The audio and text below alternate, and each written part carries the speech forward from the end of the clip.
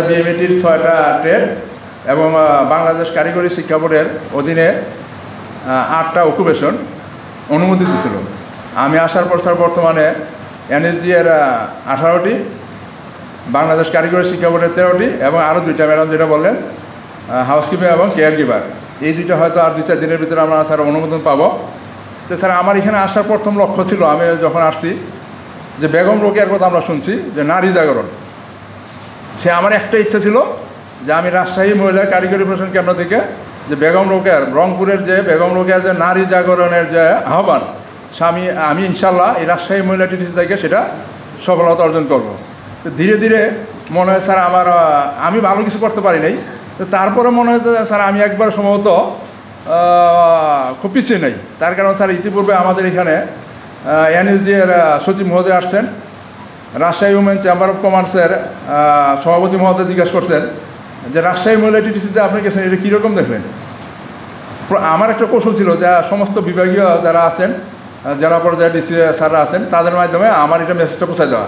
তো স্যার তখন নির্দ্বিধায় বলে ফেললেন যদি আমার হাতে সময় থাকতো রাজশাহী মহিলা টিটিসিতে যা তৈরি করছে সমস্ত কিছু আমি খেয়ে আসতাম। আলহামদুলিল্লাহ, এর চাইতে আমার আর চা পাওয়ার তেমন কিছু নাই। তারপর আমার মিনিস্ট্রি সচিব মহোদয় আসছেন সালেহ আহমেদ স্যার, গত 1 তারিখে স্যার আমি বয়ে বয়ে স্যারের কাছে বলতে পারি না যে স্যার বাবিকে নিয়ে যাবেন, যে স্যার যখন এখানে আমার এই রাজশাহী মহিলা টিটিসিতে আসেন তখন বলতেছে তুমি আগে বললা না কেন, তোমার যে ফুড অ্যান্ড বেভারেজ এখানে যে অকুপেশন আছে এইভাবে যে এই প্রোডাক্টগুলো তৈরি করে, তোমার বাবিও তো এখানে তৈরি করে, অনেক কিছু শিখে অনেক কিছু জানে। তা আমি স্যার সত্যি স্যার সন্তুষ্ট। তো যার প্রেক্ষাপটে স্যার আপনার সাথেও স্যার দেখা হয়েছিল, স্যারের সার্কিট হাউসে যাওয়ার পর আমরা সিসিপি স্যার আমরা অনুমোদন পাই নাই, কিন্তু আমাদের ডক্টর মোহাম্মদুর রহমান স্যারের কাছে ফোন করলেন যে রাজশাহী মহিলা টিটিসিতে আগে দিবা, তারপর অন্য টিটিসিকে দিবা। তো স্যার আমি এই জন্য আশাবাদী যে স্যার হয়তো আমার কাজগুলো মোটামুটি সবাইকে নিয়ে আমার যে দক্ষ বাহিনী আছে সামনের দিকে হয়তো আস্তে আস্তে অগ্রসর হইতেছে।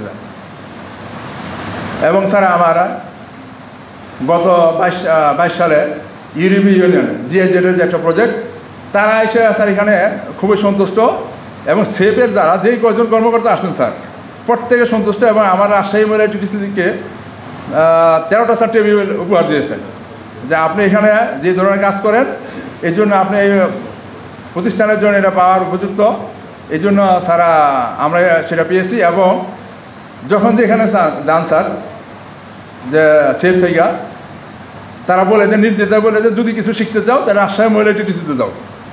তা আলহামদুলিল্লাহ স্যার, এই যে স্যার আমি বলবো আপনার মাধ্যমে আমার ডিজি স্যার যেহেতু আপনাকে স্যার আপনি বললে আমি জানি যে সাথে সাথে দেবে। স্যার আমাকে বলছেন যে তুমি কী চাও, আমি বলছি স্যার আমার এখানে কিছু চাই না, আমার এখানে কম্পিউটার কিছু দরকার অন্তত 30টা, অ্যাসুমের জন্য 30টা মেশিন দরকার, ফুড অ্যান্ড বেভারেজ এবং এগ্রিফুড যদি স্যার আমি চালু করতে যাই তাহলে এখানে অন্তত মনে হয় 8-10 লক্ষ টাকার মেশিন লাগবে। যার কারণে স্যার আমি একটু দূরে সরিয়ে আসছি, তার কারণ ওই মেশিনগুলো আমার এখানে নাই।